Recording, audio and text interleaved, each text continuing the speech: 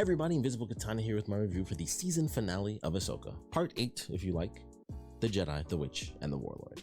Now with this being the finale, had to bust out Ahsoka. This is my 1/6 scale figure from Hot Toys. Obviously it's Clone Wars Ahsoka, although she is meant to look a bit more realistic, so she does kind of sort of look like a younger version of Rosario Dawson, not counting the actual actress that they got because this was made like 2 years before the show came out, of course. But had to bust this out. Apparently it's the first time I ever actually even posed it. It still had a bunch of the plastic on it. I've had this for years and just never like actually took it out of the box and enjoyed it. So had to do this for the finale because it's, you know, it's cool. So it's got the little windswept with the old style from Clone Wars. Had to bust out the French shirt. I don't know why I always do that for finales. It's like, you know, bust out the French Star Wars. But special delivery today, the Ahsoka hat, and I'm very happy that this came in last minute, got delivered earlier today. Got this, it's a BioWorld hat, so you can get on their site. I got on fun.com, halloweencostumes.com. You can get it at heruniverse.com. So I wish I was sponsored. I'm just like giving you options here, but you can also go to heruniverse.com, which is where they have a buttload of Star Wars stuff, especially for Ahsoka, because I'm pretty sure the website is like either completely founded or at the very least co-founded by Ashley Eckstein, who was the voice of Ahsoka in Clone Wars. So definitely check that out. You can get some cool like Star Wars merch, and it'll be specifically related to Ahsoka Tano. So had to get this bad boy delivered. I love this one. You can get your little nipples on your head, all that good stuff. It looks cool. I love the design and the color of it all. I think it's really sweet. This of course is a 420 review. It was definitely an experience. Excuse me. And all in all, I'm super excited. I thought this was a really fun finale. I have a few things where I'm like, okay, I'm curious what other people are gonna think, because it's definitely a finale where it's like, especially for me, I loved it. I was like, all right, you know, I wish we got to see more, especially with Shin. I would say with Shin, that was probably my biggest disappointment because of the fact that it was, I mean, obviously it's open, it's, you know, it's the finale, so they have the threads to be like, hey, you know, Thrawn made it back, that's what happened. They switched the characters out, so, you know, Ezra gets to go home, Ahsoka and Sabine are in the other universe, which could lead to multiple things. Like, we don't know officially now what's gonna happen, because everybody was like, okay, well, they're gonna go into the movie, but now it's like, well, I never, even when I was thinking about like, you know, who's gonna get left behind, I was like, I knew not everyone's gonna make it, but it didn't occur to me to be like, if they split the characters off in the right way, which they did, I literally didn't think of it until this episode. It was like, oh, well, they split off like the perfect groups of characters. It was like they kept the main 3 characters, which is Ahsoka, Sabine, and Hu Yang, and I was like, and Ezra left, and it was just like, oh, it's kind of a flip-flop. But then it was like, well, that flip-flop is a whole galaxy. It's a different little flip-flop, and they're just excuse me, on this planet now when Ezra goes home. So he's dealing with Thrawn. They're going to be dealing with what we got was as an insane surprise with Balin going towards whatever the father of the balance of the Force is actually pointing towards, which is absolutely insane. So it's like they could actually do the whole thing where it was like this becomes its own, it won't be a branch timeline, it'll literally just be same time, just really, really far away.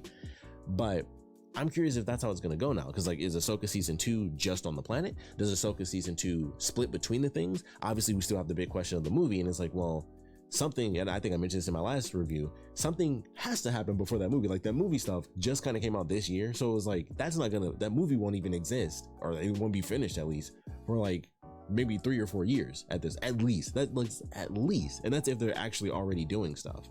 So which it easily could be, you know, just how things have been working. But to have it where the characters are, you know, really split up in that way is very interesting now, because I'm just like, it could be separated. They could go back as well if they like go to the planet that they left from the beginning of the season, or, you know, the midway point. Ezra, if anybody, Ezra would definitely be the one if they were still Purgle there, because they technically went like further into the galaxy they were in, so they might not even be on the planet. That could be like the first thing they do is like, well, let's just go back, and it's like, oh, the Purgle aren't here.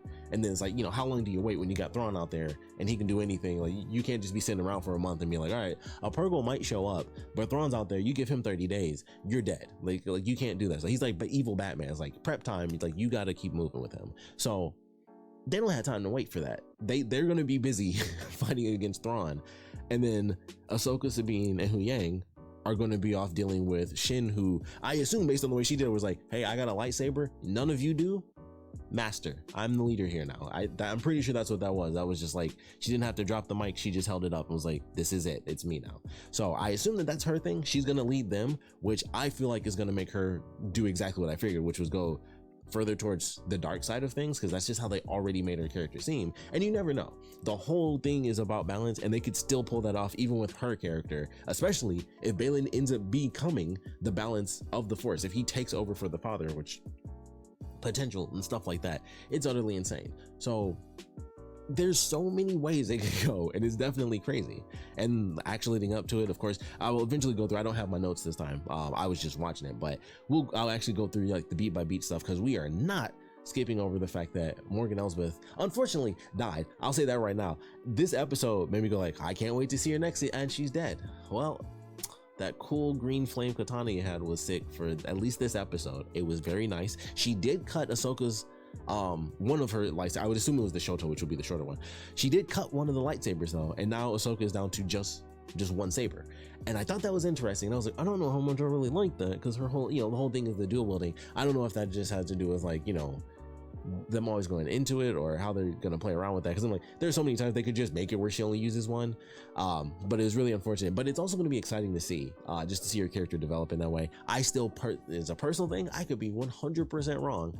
I do feel like that was slightly due to the fact that it just allows for them to do more stuff compared to her just having two, where it feels a bit more limited in some circumstances. But at the same time, that's also like, you could always just switch back and forth if you want to do it that way. So now it's like she's down to one, and maybe it's just an actual choreography thing, I don't know, but she's just down to one, and it's very unfortunate, but it's also interesting. So we'll see how that plays out. But love the weapon, love Morgan, all that good stuff. Like I said, we'll circle back to that. We're still on theory times and the overall like intensity of this finale.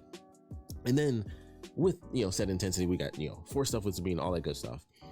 So with all the madness and just expectations of what's going to happen with Shin, what's going to happen with Balin, what's going to happen with the entire Force, what's going to happen with Thrawn, all that good stuff, this was the moment. And there's been some other ones for sure. I think episode 5 was probably a great example, if I'm right, that that was where Anakin showed up.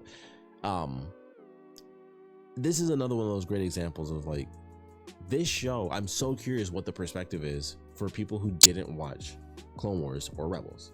For a lot of people, I would assume most people are already on like the Clone Wars animated train. So I would love to know what like the numbers really are for people that just didn't watch it. But there are a lot of people, even people who are super nerdy, didn't like go into all the animated stuff. So there's a lot of people for sure who are watching this, and they don't care about this. They're not they're not buying Clone Wars Ahsoka figures because it's like, hey, animated Ahsoka from the series finale of Clone Wars. There are a lot of people who do not care. They don't even know, potentially. So for those people, I do wonder what the perspective on this episode is going to be. I'm super happy because I'm like, all right, whatever they're doing with Balin is like the craziest thing ever. That in itself is just like, I can't wait to see what happens. Thrawn, I know how serious he is from Rebels and even the stuff I've heard as far as the other stories, just his character. I know who that is. You may not have that same, you don't have that same attachment. You haven't actually seen him do it. You saw it in this episode. He does technically succeed, and it wasn't as dark as I thought, but oddly enough, he's the one who actually ended up losing someone. I figured someone would die, but oddly enough, it was actually him. And I do like that. Once again, it's probably just an attachment thing. You wouldn't really feel the same way, and not nearly as much at least, when it comes to his reaction when he finds out Morgan is dead, or even the moment when they have that conversation where he's like, we need more time.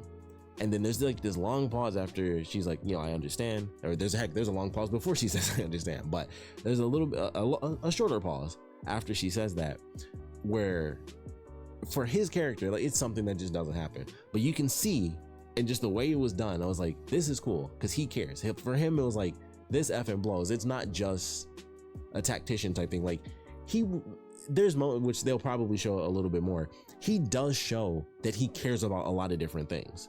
And was another one of the interesting factors about his character, which, once again, if you hadn't seen Rebels, you don't know that that's his side. For him, it seems very calculated and stuff. But hopefully, in that moment, it showed that he can have emotion, because he's definitely like that. That's why, obviously this hasn't shown up either, but for anyone who doesn't know this, a thing about Thrawn is that he will actually keep art of a lot of people that he takes over. He respects cultures in the weirdest way ever, because he will kill everyone if he has to. But it'll be like, that memorabilia or that that painting you guys have, that's really neat, and I'm gonna keep it on my ship forever. It's kind of psychotic, but he respects it. So in a way, it's respect. So he can care, and this is clearly the only person that's kind of been I can totally trust this person. And she just got the epic upgrade too, and he sent her right to her death. And it was kind of he probably was thinking too, That's effed up. She got like her anime upgrade, and I am sending her to her doom. That is effed up. But you know, for the Empire, see ya. But yeah, you know, there was a hint of emotion in there, and you could tell it really sucked beyond just, oh, I'm losing an asset. It was like, it was right there, and it was like, I actually hate to send you to be the one to do this, but you're the only one that can do it, and that's just really unfortunate. So it's mixed bag. I gotta send you out though, because I gotta go. So that was an interesting moment. It was like, you could see that little hint of emotion, and I definitely like that. And I'm assuming, you know, going forward, they will definitely touch on that a little bit more. People will get to know more about the character, because they go to Dathomir, which was wild. We already got live action Mandalorian. Now we have, even though it was not on the planet, so it was still technically CG Dathomir, I'm considering it live action Dathomir. It was shown, the whole thing, it was red, and it was beautiful. So Dathomir exists in live action, and it was glorious. I absolutely love that as well. Once again, that means nothing for a lot of people though. But that's, you know, still tied to Thrawn. But for me, I'm like, man, considering Darth Maul, as much as I love Ahsoka, Darth Maul is my number one character. He's my number one. Like, that dude is my number one character, and it's like going back to Dathomir, and you know, and Dathomir is tied to so many things at this point, because it's like, I love Darth Maul. Asajj Ventress, absolutely effing amazing. Savage Opress, absolutely effing amazing. Very short-lived, but absolutely effing amazing. Mother Talsum, who gets a reference and also has a green flame katana, ridiculously insane. So that was super cool. That was just amazing. And then of course we have Mirren, and we technically have Cal Kestis, because you actually go to Dathomir in the first Jedi game. So there are characters that I'm like super attached to now, going from, you know, Clone Wars, and you know, if any character is in a cool Star Wars game, I'm instantly attached. I'm like, well, I have to love you now. So I was like, hey, Mirren's attached, I love her. So there's some important characters now tied to, you know, Dathomir, and we're gonna see that live action. They did like the whole tattoos burning onto Morgan's face, all that good stuff, all of these things that I'm super excited for. Them, I assume them resurrecting. There it is. I'm literally like seeing the word and saying resurrecting all the Night Sisters and stuff like that. But that was super cool. We got to see a lot of cool stuff with that, and obviously that's, you know, going forward once again. So excited for all of that. The possibilities seem limitless considering what they're going towards with Baylan. So it's absolutely insane, and all around, that is like the aura of this is just like, holy crap, for me at least. Holy crap, I cannot wait to see what we have coming up next. That's the aura of it. A lot of people are not going to feel the same way. A lot of people are probably going to be like kind of disappointed with, you know, not getting a more definitive answer for Baylan. And I think, you know, just a part of enjoying the show, like, of course, questioning random things, where we do get half a reference to the fact that Kanan was like, oh man, he had all these troopers, it was dangerous to stay around. It was like, at least they somewhat, like, not in any real significant way, but they at least somewhat acknowledged the fact that Ezra did run. He didn't run far, but they referenced the fact that he was like, it was dangerous to be around them. So you know, it is what it is. So they were somewhere else. Who knows? Because that was definitely another thing where everyone was like, you know, and even I said, I was like, so they never found him, and he was like less than a day's ride from like the literal tower. Like, did he just, like, even if he didn't stay there, like in the last couple episodes, did he not just ever go there to consult with them, like, at all, and do a simple flyover in any regard? It still seems weird. So I do, you know, there are things I still have to wonder about. And for the people who aren't epic, insane, ridiculous nerds who will, you know, buy stuff like this, like me, I do have to wonder how intense this finale hits. Outside of the action, which is absolutely amazing, I do have to wonder, what do the threads that people like me understand mean to everyone else? Where it's just like, oh, you know, the statue, cool statue. The Shin thing is just brand new for everybody. So it's kind of just like, that was, you know, a cool pose, and you drop the mic, or not even dropping it, just, you know, holding the mic. It's like, it's mine now, you know, that's cool. But it's something that, like, what I wanted to see, I assume is going to be in season 2. Which was like, I want that conversation between those characters. That's what I was hoping we would get as the explanation and like the hint towards what he's doing. It doesn't really make sense that she would have found him, and I thought about that as I was watching, and I was like, well, technically he was gone for like a while. She was in the fight, she was on foot for a minute until she found, like, you know, a random I'm gonna say random dog to ride into like the camp. So it makes sense that she wouldn't know where to go, because she would literally just be randomly running on foot, just being like, where are you? So it kind of makes sense that they wouldn't ever run into each other again, or at least not in this, you know, like in the exact same day. Like, he would have just been gone off, and she's like, I don't know where to effing go. So it made sense that they wouldn't connect in this story wise. but it's still kind of disappointing because I'm like, dang, I wanted to see that conversation really bad. And I thought that was going to be, like I said, a part of the answer, which, you know, they could have found some random way to do it. Heck, she could have been called to him by the Force. Easy, boom, you got it. But their separation is very interesting, and I thought that discussion was going to come in this finale. They do have the one, at the very least, they had the one with Sabine and Ahsoka. It was shorter than I would have probably preferred, but they gave us the answer that I was looking for, that I thought would come up from their conversation. So I kind of got what I wanted from them, just it was kind of split up, which was really cool. But the Shin Balin stuff, I'm gonna have to wait till season 2 or, you know, whatever we end up getting. I assume it'll be season 2 long before the movie, but I have to wait for that conversation that I thought was going to be a part of, basically a part of the tease. I thought they would have like a really good conversation that would basically be the ending of this arc for them, branching them off. And it was like, technically that's what they had in the last one, but they didn't have the confrontation of that, you know, that moment yet. And it's like, dang, it sucks to have to wait super long, because I was hoping we'd have enough time to do it. And obviously if the story was written in a different way, they could have done that, but this is just how the story is going. So it's like, dang, I wanted to see that resolution sooner rather than later, even if it still ended up, you know, separating the characters. But it'll be interesting to see what their stories are in general going forward. So I'm definitely looking forward to that. But all in all, I absolutely loved it. This is definitely the one where even the flashback episode, I'm like, I feel like people could enjoy that even if they don't really know. It's like, if you're seeing this, at the very least you're seeing clones, so you're like, oh man, you know, at the very least it'll take you back to one of the movies. This is definitely just like Clone Wars Rebels animated style. So I'm definitely curious what we are gonna get. And I'm still curious what other people are going to think about this that aren't like in the same headspace as me. But all in all, fantastic. So actually going through the episode and not just being like, oh my God, Star Wars. Fantastic start with Morgan Elsbeth, RIP, very unfortunate, getting the Night Sister upgrade. That was pretty sick. And I was like, oh man, you know, they did like the burning marks in her face and stuff. They gave her a green flame katana, which was Mother Talzum's, which was insane that they did that. And I was like, she had a flaming sword. It may have been in there, but you know, there's so much green smoke and fire, and you probably missed some stuff. I don't remember having a cool green katana, a green flame katana though, but that was sick. And I was like, okay, that's really cool. Morgan Elsbeth. And even when they did it, I was like, oh, she's definitely gonna go into the next season. You give a character a season finale like anime upgrade where it's like your power is boosted now and you get like the official dark magic and you can literally help bring people back to life, which we actually did get that, because a lot of people were like, oh, they were the regular stormtroopers. They gave us the zombie troopers. They not only gave us like the reanimated characters, but they showed that they had like death troopers that were up there that have been dead for a super long time. Like they ripped off the mask and it was like,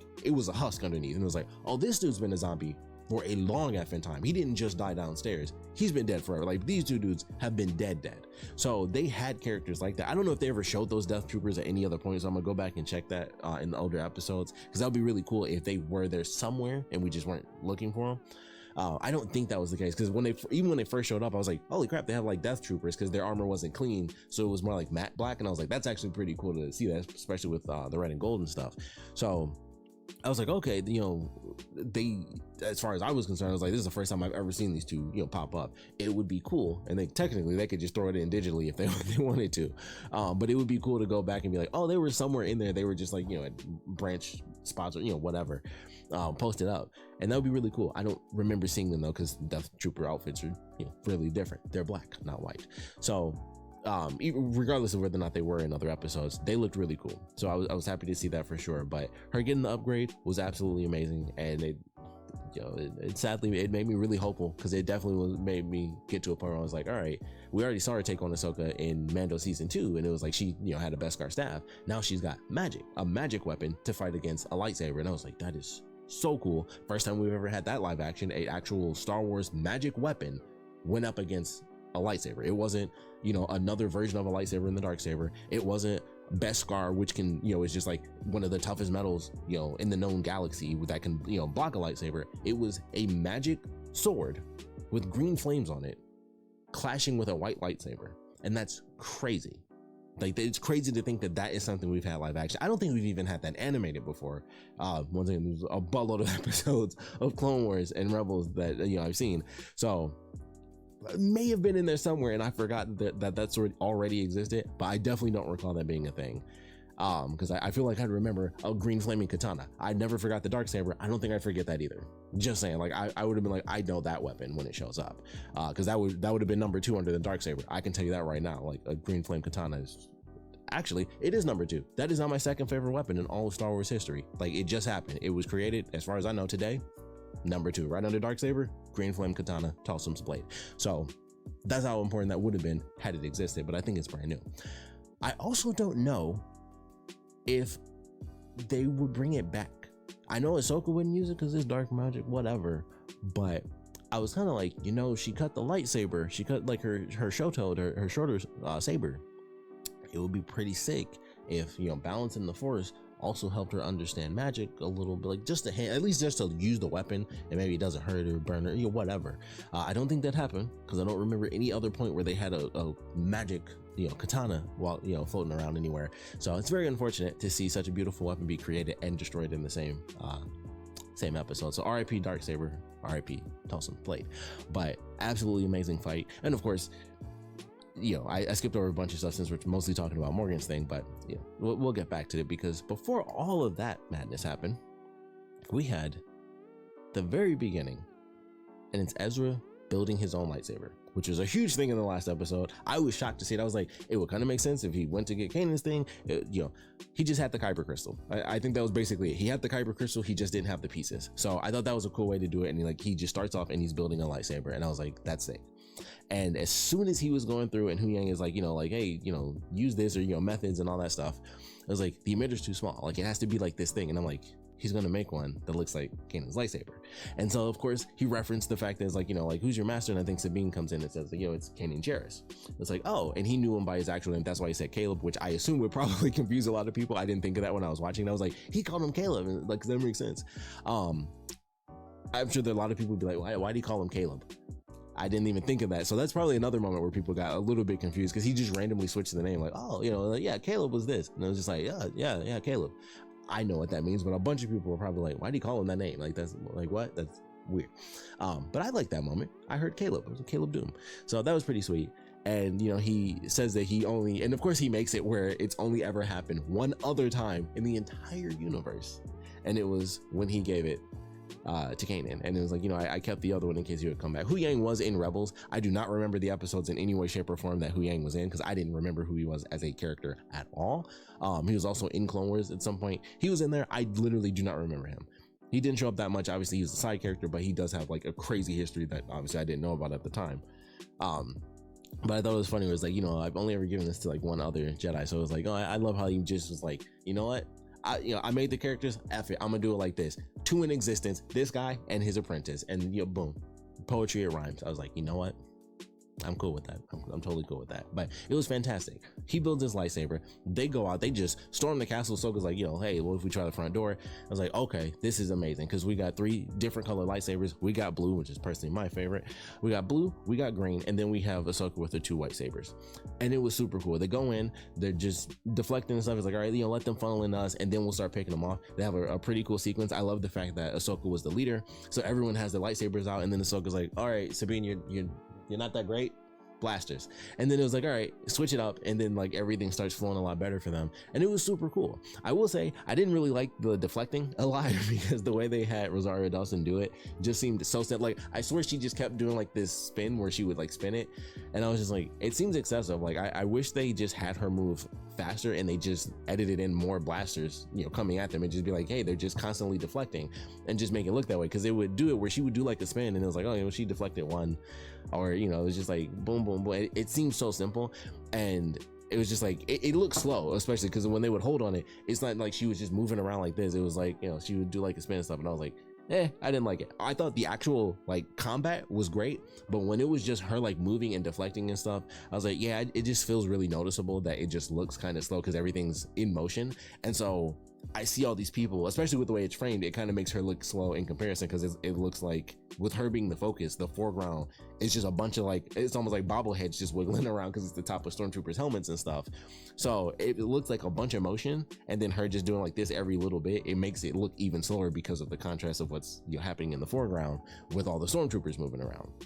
So that probably kind of helped it a little bit look slow to me, but that was the one thing where I was like, it definitely looks slow. Like that's the only way to put it. Like it just looks slow when she was doing the actual deflecting. But I still love the whole sequence. And of course they go through, they have their triumph, they do all the teamwork and all that stuff is good. I think this is one of the very rare occasions we've ever seen like a double force pull in live action. Like they don't really do that like ever. I don't know if they've ever done that in live action, if I'm being totally honest. I know they've done it. They've done a bunch of force pulls, and I'm sure there's some moment. I want to say it was in Obi-Wan if Vader got 2 people at one time, but that could be from like a million other things I've seen in the comics. So I can't remember if that ever, I don't know if that's ever actually happened in live action where we've had a force user do a double pull or like even just hold 2 people up at the same time. A lot of people can actually do it. Like Darth Maul has an amazing sequence at the end of Clone Wars where he does it.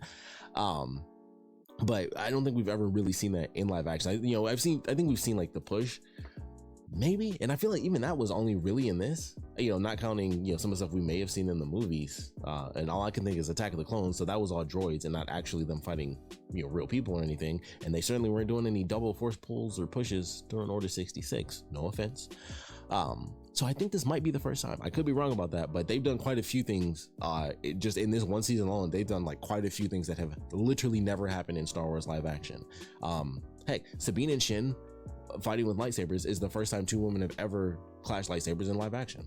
That's a random thing. Morgan and Ahsoka fighting in this episode, the first time 2 characters ever have, like any character has ever used in live action a magic weapon, like just that in itself, and then having that go up against a lightsaber, and it's like that's never happened before either. Like they've done quite a few like just battle related things where it's like that's new technically, in the grand scheme of live action at least, and it's obviously not new in any way, shape, or form. But well, the magic weapon thing, I don't think I've recognized that even from animated stuff. Trillion episodes of Clone Wars, there's probably something in it that I'm just forgetting, but thought that was super cool. They've done quite a few things, and the action was good. Double force pull, that was great. Then we get the resurrection, and that was super cool. And I was like, holy crap, they're doing like there's a whole thing. There's stormtroopers, Star Wars zombies, and they actually did it. And I was like, this is really cool. It would also have been cooler, which I know they would never ever allow. They don't even allow it in the games, which people hate. But since they're already dead and they're zombies, and it's like, well, if we only like kind of force push and force pull, they would get up. And this is just a fantasy because it is Disney, and a lot of not a lot of people let you decapitate or even amputate, even if it's a lightsaber. But people just don't really do that too often, and it's unfortunate. But we got 2 decapitations in this, and I do appreciate that. That was very good. I wish we got more. I wish we got a buttload of just like bits and pieces, because they're fighting zombies now, and it could easily happen. It doesn't have to just be like, all right, they're doing the slash and it kills the person. That doesn't work anymore. You got to like start chopping arms off, like do some Count Dooku stuff, and you're countering, and then it's just zoom, and like arms are coming off. That would have been absolutely insane, and I would have loved it if they did that. But once again, I wasn't even remotely expecting it. Had this been animated, well, if it was technically with it being Disney, even if it was animated, I wouldn't have expected it, unfortunately. Back in the Clone Wars days though, man, it was Decapitation City. Like people were just dead. The only thing we got, technically, I think in Clone Wars, in the finale, when Darth Maul had this amazing moment, double force stroking people and stuff, I'm pretty sure he decapitated 3 clones at once, because he took like a piece of shielding off the wall and just shot it. And I think he chopped like 3 people's heads off. So we did get some decapitations even with Disney animation, but I would have loved it in live action. We did get the 2. We got the 2 against the Death Troopers, which was sick. And I think a part of that was they're super zombies in a sense, because like they're, their bodies were already decayed and this and that. It wouldn't have been like, I know they just died, but if you chop a head off, as everyone makes the joke about, Attack of the Clones, it's like, the head was just gonna tumble right out of the helmet. So, it kind of makes sense. Like, we can't really have you, like, we know they just died, but they also just died. Like, they still look normal, but you can't be like chopping off dudes' arms and stuff. So a Disney thing, I'm sure, but I would love to have seen it, just like an insane action sequence where they're just spinning and stuff and just like cutting through and like deflecting at the same time. That would have been sick. But that's kind of a fan-made thing, because Disney's like, you can't be chopping off 18 heads in a sequence. It just doesn't work. We can't allow that. So yeah, it was a hopeful thing, but I'm just like, I didn't even expect it, but I would have liked it just as a thing. But it was a cool sequence, them going through and fighting and basically building up to Morgan, and then them branching off and having like the 3 colors, like just seeing 3 people with a light, with, you know, different lightsaber colors. It looks so cool. We haven't had that in live action in a super long time. So that was just like, man, like you get 3 different colors, and I feel like that rarely happens even in general. And typically if it's 3 colors, one of them is going to be red. Like that's normally the common thing. If you see a bunch of lightsabers, even in animation, it's going to be like blue, green, and red. Those are like the 3 colors. And it's like, okay, you know, obviously we still got the blue and green, but we got white. You know, it's like, I know it's a minute thing, but it's like, trust me, it feels like it makes a world of difference to see something like the 3 colors are green, blue, and white, and not just green, blue, and red. It's a world of difference. It's the craziest little thing, but I'm like, wow, that feels like new Star Wars. That's the best way I could possibly put it, because I'm like, you just don't see, even yellow, you just don't see it a lot. It's green, blue, and red all the effing time. And I love blue. Blue is my favorite color. That's why I like blue. But there are so many colors that could be in like Star Wars lightsabers, and they just don't ever use them. And eventually, even I get tired of just being like, blue and green and red. Okay, I've seen it all. But it was nice to see that. Like I said, my new thing, but it was just loving Star Wars as much as I do. Is like, it's just nice to just see 3 colors and it's not blue, green, and red together. Blue, green, and white. Never seen it before. Yeah, technically I've seen it before because I've seen it animated, but it was just like, it just feels good. Like you see it live action, it's like, yes, that's good. And also they were together a bunch. I think even in animation, most of the time the characters are like together, but there are a lot of like, you know, open sequences where they split up, or they, you know, they fight multiple people. And in this, I would say they were so close together, like the entire time leading up to that Morgan spot was constantly rotating between these 3 people in a fairly small space. So I think that was just definitely a cool idea. And I wasn't gonna, you know, I wish they did some more chopping, but it was cool to see. And I definitely love that. And of course that leads up to the Morgan battle, which was super cool. Love that whole fight sequence. You know, she cuts the saber. Now Ahsoka is sadly down to 1, but they go back and forth. Everything's super cool. The stormtroopers kind of just stand around, which I'll admit was probably my least favorite thing, was that, plus the fact that Sabine also stood around. And I know I'm technically skipping because that was the end of the fight and some stuff happened between, but that did bug me a little bit, so we'll come back to that. But they have their fight, and then Ezra and Sabine end up going up. They do the, you know, the Death Trooper fight, which is definitely cool, and that is where Sabine officially utilizes the powers of the Force. She does a Force pull, grabs her lightsaber, sticks it inside the head of the zombie Death Trooper, and then I think she does cut his head off after that because she stabbed him. And I think even I was thinking like, well, that's not really going to do anything because it's like zombie magic, but decapitations kill everything. Like that is like, nothing is like magic. It doesn't matter what form of magic, anything. Like if you decapitate, it is gone. I think the only thing that stops that is up in Wolverine and Deadpool. It's like those characters in Marvel. Everything else is like, you chop his head off, it's gone. It has to be like God type to survive that. Everything else just go for the head, as Thanos once said. But thought that was a great fight. Thought it was definitely cool. She uses the Force, and then things are building up as the troopers get up to Ahsoka, so she has to start backing out. And that is where Ezra and Sabine have to get to the ship. It's like the ship takes off, and I was like, okay. First off, Ezra does a Force jump, which was insane to see in live action. I was like, holy crap, he did a Force jump in live action. Another thing that's new. At the very least, actually seeing him do it. Like obviously, you know, we've had that back in the prequels, which even then it wasn't the same way. It was typically like, okay, you see them jump and they fly off screen, they go straight up in the air, and then they grab something or whatever. I think there are a couple of moments where they've done like the CG of a character doing like a super long jump, but even then it's super rare. And to see that again after such a long time, and it's like you just don't see it, where it's just a character going from point A to point B, and you see the distance. Like even in the old movies, I think of like Attack of the Clones, it always felt like, you know, it would be close-ups and stuff like that, like some shots you would see, but it never really felt like, holy crap, they're doing a Force jump. And it feels special because no one else is effing doing that stuff. Love seeing it. The only thing that kind of bugs me about it though, as much as I love that Sabine was able to do the Force pull and she was, you know, Force pushing people and stuff like that, I was a little bit bugged by the fact that she was able to go into the Force push with Ezra. And I only say that because it just felt like something that was a bit too powerful, and it would have made more sense realistically. It's, you know, one of the things, the story it was written the way it was written, but you couldn't split the characters up in the same way. I mean, I guess somehow she would have to like fall back down, which wouldn't make a ton of sense. I mean, maybe if she took one of the ships and she flew back down to the base, that would be like the only way to do it, where Ezra still ends up on the ship and Sabine doesn't, because it makes way more sense to just have Ezra push Sabine and then she, you know, he pull her across. But at the same time, when I think about it, it also makes a lot more sense to be like, you get pushed by me because there's no way I can focus pulling something in that way. Like I'm making this up in my head, obviously, but I feel like a forced push is a lot easier than a forced pull. I'm just making it up based on like nothing and like kind of putting physics in there. Like you think it would just be easier to push from what is already within outward versus pulling something towards you. So it made sense. When you look at it that way, but it still felt weird in the moment where it was like, wouldn't it make more sense for him to push her? But then like if you think about it, it's like that makes a lot more sense for him to pull her across, because it takes way more focus to do that, especially when you don't really have the time to be like, let me make sure I got you. Like they're going up to space, like that's not going to stay open the whole time. Like you got to get in the ship now. So it does kind of make sense that she would end up doing the force push. And even then he does a little like the little force jump up and he throws the other trooper off, knocks the other dude out, and I was like, that's cool. And of course, that led to the ending. Ezra once again got dressed up like a stormtrooper to escape. He threw it in there at the last minute, and I was like, Ezra dressed as a stormtrooper.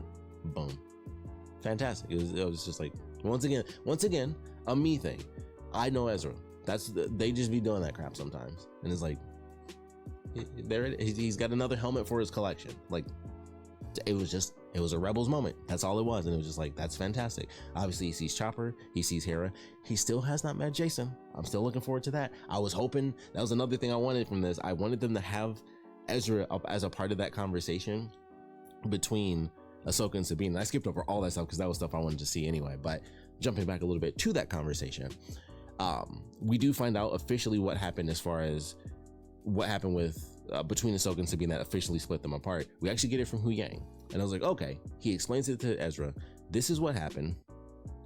She died, her parents died, the Empire, he finds out about the Empire, destroying Mandalore. So it's like, this is what happened. The Empire did this to Mandalore. It was completely wiped out.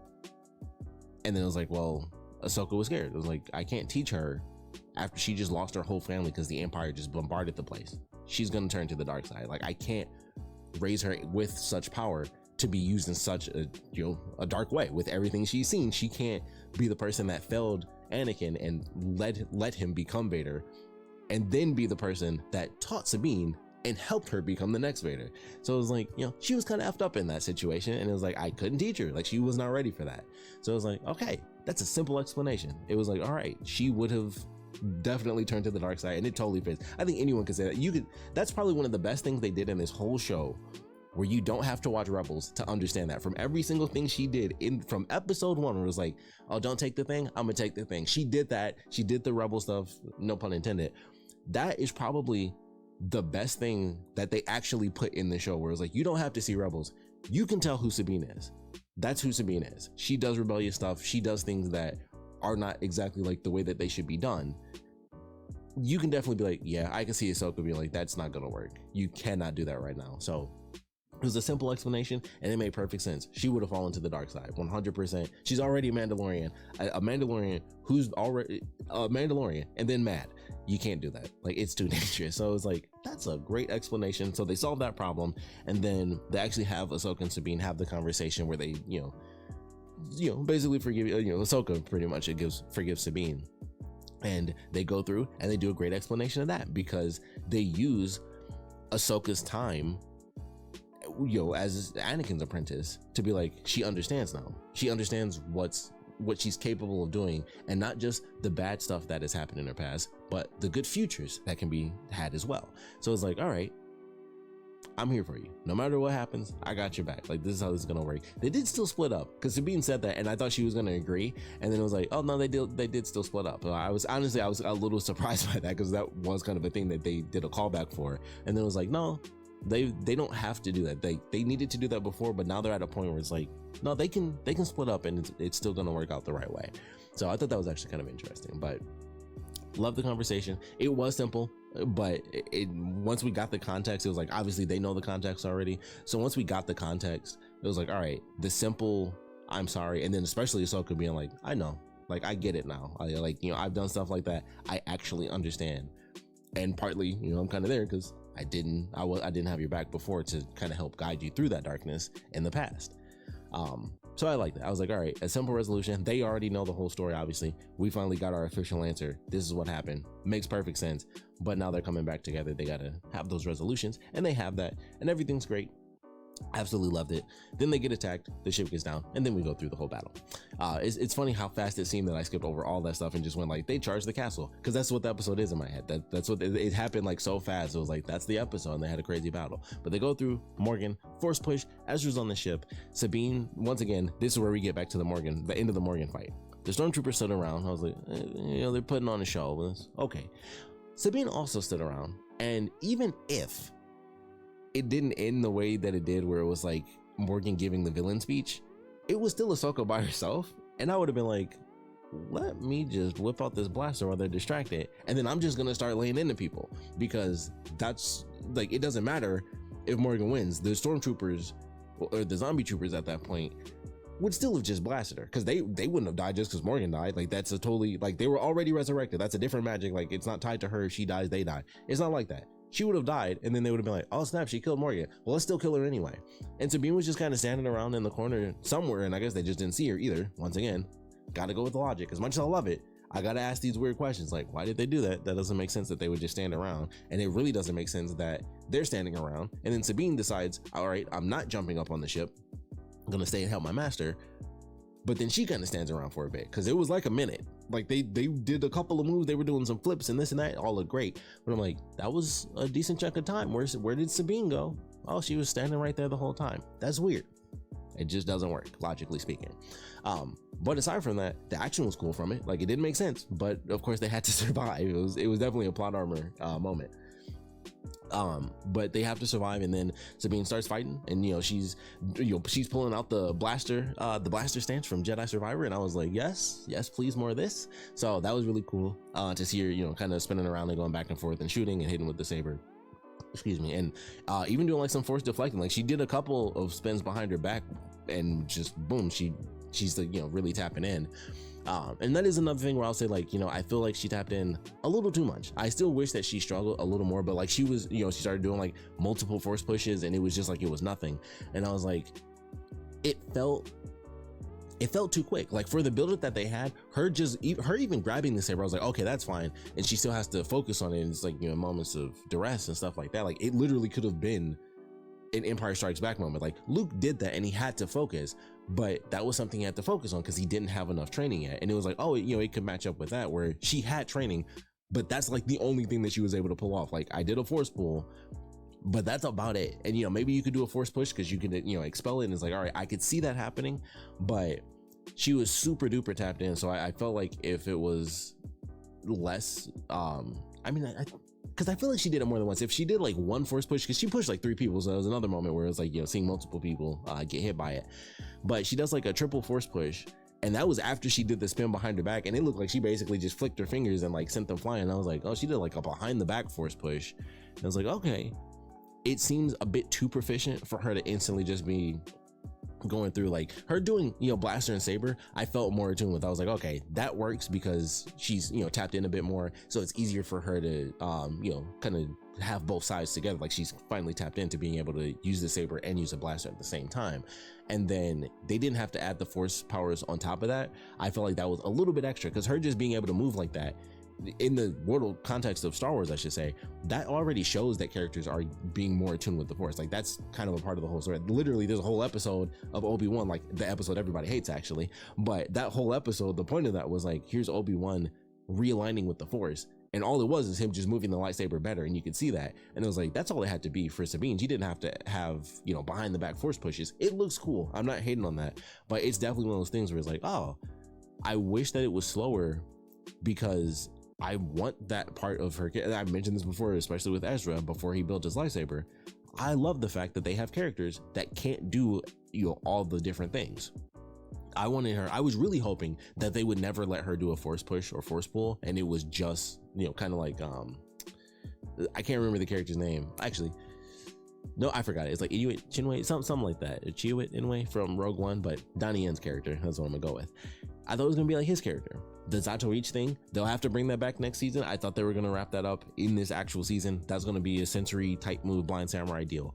But seeing her do the force push and force pull and like, you know, kind of just automatically being, you know, kind of okay with that. And maybe they'll show like, you know, that was in that moment, but then when she tries to do it when she's not under pressure, it's like, dang, I can't just like pull it off like that. I don't think they'll do that. I think she'll basically be good to go Jedi style.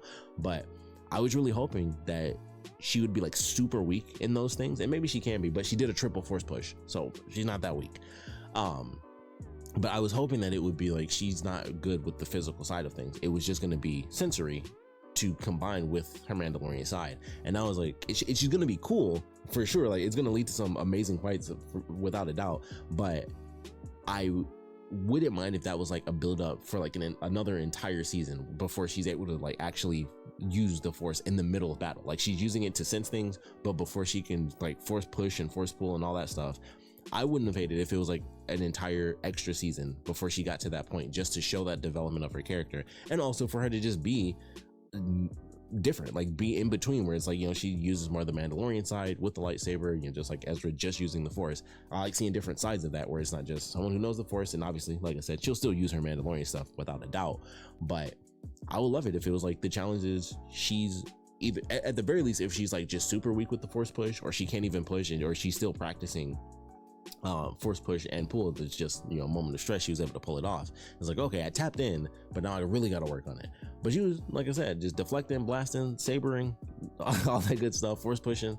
So it was like, okay, it just felt quick. It was the only thing. And it's like, it sucks because on one end I'm like, well, that's awesome, it looked great, it was really cool. And then on the other side I'm like, story wise, that unfortunately felt rushed. I wanted to see her go through more of the training, because obviously, especially because it's literally the first season, I think that would have been a great drive for the show going forward. But that's also just me really wanting to see a character that barely taps into the force and just uses, you know, it's an enhancement, but it's not really a power that she can kind of go with. Just a personal preference. I just like when they do that sort of offbeat stuff. So that's just a me thing personally. But it's going to lead to some cool stuff. I mean, I don't know if Balin's even going to bother fighting them anymore at this point, but at the very least, they'll be fighting Shin a bunch. They'll be fighting her and her like samurai marauders. So at the very least, we'll get to see some combat in that regard, but maybe not against Balin too much. But I did like that. Going for, like, you know, them doing the team up and actually surviving everything, that was super cool. We, of course, like I said, had the moment where Ezra meets Hera, he meets Chopper again, and it's like, he's in the Stormtrooper armor. Fantastic. So Thrawn is back. They go to Dathomir live action. Can't hate it. Gotta love it. I can't wait to see what they do with it. All of that good stuff. And then the ending comes. They go back. It's like, hey, well, Ahsoka didn't say this, but she saw her owl, and that's a huge deal. It's like, okay, I know this is what I got to do now. This is where I'm supposed to be in this new galaxy, whatever they're going to do with it. So then it's like, all right, it's time to move on. And I'm like, okay, this seemed quick. But it was like, you know, it's time to move on. Like, you know, just like, all right, you know, that's interesting. They go back, and it's like, you know, Sabine's like, you know, I thought I saw something. And then Ahsoka stands there, and it's like, holy crap, it's Hayden Christensen. That's Ghost Anakin. Force Ghost, adult Anakin, Hayden Christensen.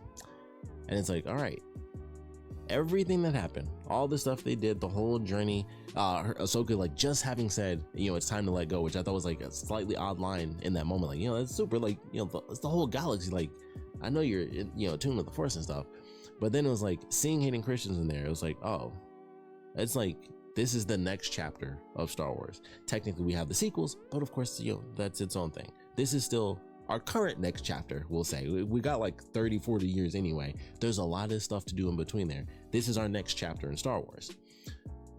What that means, we don't know, because they're gonna do Thrawn, so they have to do that over there. But then we have this whole other galaxy, which they could bring a bunch of other things in from that. There's so many questions up in the air, but it all comes full circle. It's like, all right, we did that. The story is there. It's time to move on. We're on the next set. Like, it's about to get real different now. So I'm very excited. They closed the loop. Hayden Christensen got to come back. People, you know, gave him his props like he deserved. And it's good. It's good. Like, it just ended. It wrapped everything up, and it was like, all right, it's full circle. It almost feels like just a whole section of things is like fully complete, at least, you know, from the perspective of what we've known of Ahsoka. And now she's actually going forward, you know, as her former, you know, more hyper self. And I'm excited to see what we get. I can't wait to see what they end up doing next. I don't know what they're going to do with this planet. I don't know what's going to happen with Balin. Shin, Thrawn, Ezra. We didn't see Zeb. I will say 0 out of 10, no Zeb. But we'll see him in the next season. I figured it was because of the money, and that's probably it. Because he could have been at the end too. He could have been in there. He could have just happened to have been on the ship. At first, I thought that was going to end up being Zeb on the ship, and then I was like, oh, he stole a ship, from the Star Destroyer, Ezra did. But man, I want to see Zeb. I want to see the whole crew as close as we can get all together. So I'm looking forward to that because I think they're going to do it in season 2. They have to do it when they're against Thrawn. But man, I am excited. I hope everyone who's not super attached to it is also excited because there's just a lot. There's just a lot going forward. And I'm very curious when we'll get the announcement for what the next Star Wars thing is going to be. Because now that we're in this space and we have like the thoughts of the movie, it's like, so Ahsoka season 2, Mando season 4. Does Mando season 4 technically lead into what the movie's going to be? And Ahsoka is still separated and she never comes back? That would be interesting. Are they they kind of need a Jedi. They need somebody, love Ezra. He's not Luke Skywalker. He's great. He's not Luke. You need somebody. You need Luke Skywalker. So I don't know. Like I don't know what they're gonna do. But it feels like if there was ever a time to be like, okay, they need to figure out if they're gonna hire Sebastian Stan or make the perfect deepfake, now's the time. Because it's like, what? Well, Ezra's cool and all. Like I said, he's great. But he's not Luke Skywalker. Also, Luke Skywalker is who fought Thrawn anyway in the books, so it kind of just do that. Plus, you add Rebel stuff into it, and then like just boost it up even more. So it kind of sounds perfect. So it could happen. They could still stray away from that. I don't know, but I don't know. Like it's hard not to bring everybody in when Thrawn's involved. So I don't know where we're headed on either in either galaxy at this point. But I'm excited for both because there's a ridiculous amount of possibilities on both sides of the fence, and they could tie together. I mean, once you have a dude going to literally meet the god of the Force, of the balance of the Force, I think it's pretty easy to just be like, hey, I can just teleport you guys right over. Like if he could teleport, he's the god of the Force. He can do anything. Like, what are you going to tell me when Dave Filoni just writes anything he wants because the god of the Force said I can do that? It's like the god said he could do it. It's like, well, you can't fight that. The god said he could do it. They teleported. Boom, the stories are back together. That's how easy it could be. That's how easy they can make it. It's like, here you go. You're where you need to be. It's like, thanks. He could do that, and it's like one of the few times you can write something as simple as that. And it's like, well, a god did it. So yeah, that's how easy it is. That's how easy they can do it to just bring them all right back together. So there's a lot of options. There's a lot of ways this can go. I'm excited for both galaxies, both sides of this story. Whatever shows they show up in, whatever movies they end up doing. But I'm looking forward to it. I enjoyed the finale. Obviously, my super deep tie to the animated material is why I love this so much, despite my questions almost concerning the people who aren't as tied in and how they might feel about the finale and the way everything worked out. I'm curious about that because it is something that has to be done. If you're making a live action show, it's unfortunate, but you can't just make it for nerds like me. And that's just how it is. I mean, I'll support it, but businesses, numbers, and money, all that garbage. But I'll support it no matter what. But we'll see. We'll see what the discourse is for people that aren't like insane for it, like I am, who aren't as tied into it. But I still think it was fun. You can't say it was a bad episode. Like even if you aren't as hyped as I am, you can't say it was bad. Like we got some really great action going all the way through, and it was tied to the literal main plot of the story. It wasn't just kind of like the last episode where the action was just to bring them together. The action was like what's going to actually happen. So I don't think anyone could really hate the episode, but I could see people being disappointed, unfortunately.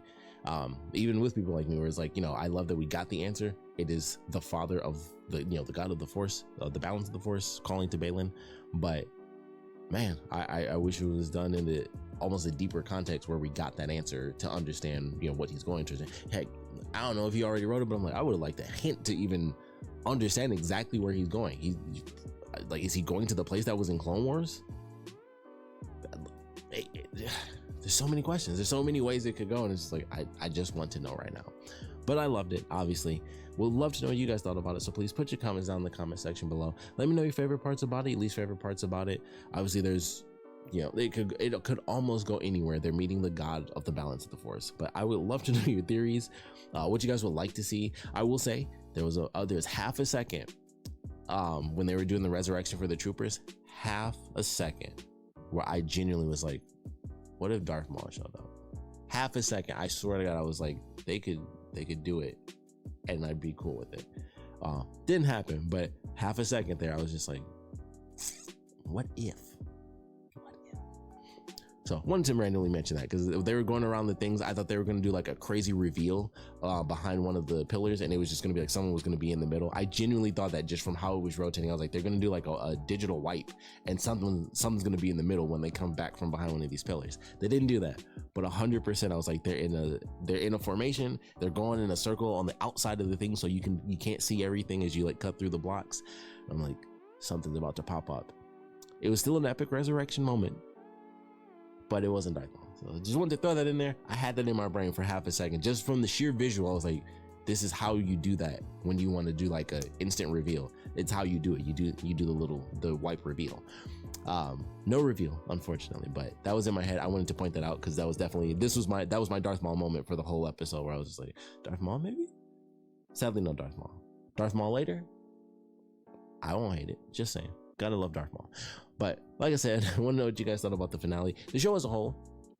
Thoughts on, favorite episodes, least favorite episodes. I enjoyed it all the way through. I know that that's not the same for everyone. The slow moments and stuff like that, I personally enjoy, because for me it was all the samurai moments. Ahsoka straight up gets called a Ronin in this. I was super happy. He just dropped the actual real life word. He was like, Ronin. And I was like, that's amazing. They even did it where, her having like the one katana is very common for a Ronin. Like, you don't see often a Ronin with two katana like that. So that's normally like the main story. Like the Ronin has like just that one weapon to survive with. So you don't really see the two often. But that was sick. I was like, okay. I was very happy with that. Alongside the green flaming katana. Just, I can't believe he did that. That was so cool. But want to know your thoughts. I know I've said this is the third time now, but officially gonna end this. Want to know your thoughts on all things Ahsoka, where we're headed, what you want to see, what you don't want to see as well. I would love to know that, because there's a lot, early prequel stuff, or sequel stuff, I should say. We'd love to know your thoughts on that. So please put your comments down in the comment section below. And of course, thanks for watching. You hungry? I'm hungry. I'm hungry. I'm hungry. You hungry? Yeah, I'm hungry. Like I'm hungry. I'm hungry. Like I'm Shaggy. Man, I'm hungry. Man, I'm hungry. I'm hungry. Yeah, man. You hungry? Yeah, I'm hungry.